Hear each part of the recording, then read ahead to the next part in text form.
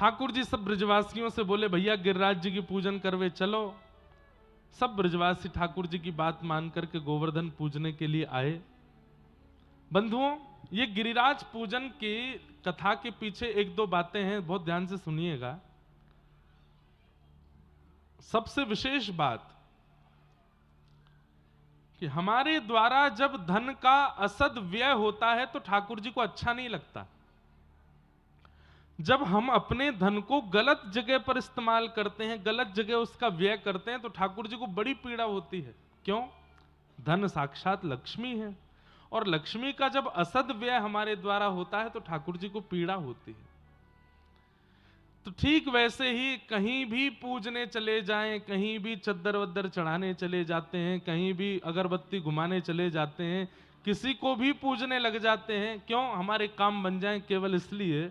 ठाकुर जी को इससे बड़ी पीड़ा होती है। ठाकुर जी बोलते हैं जब मैं मिल गया तो फिर तू कहीं और काहे को भटक रहा है?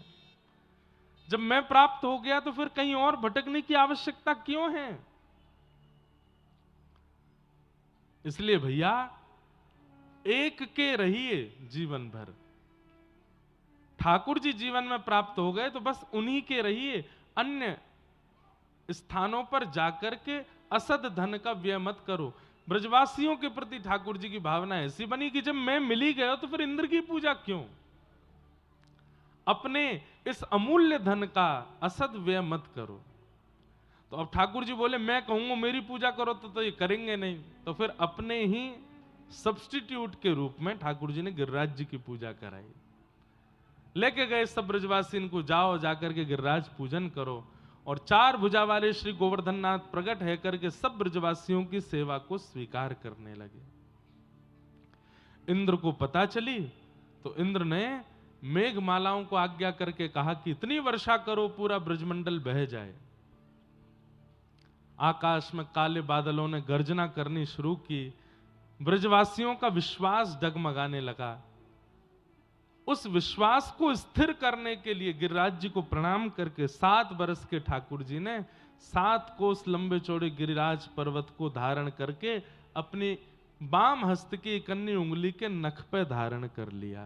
बोलो गिरवरधारी गोपाल की। बंधुओं, गिरिराज धारण लीला,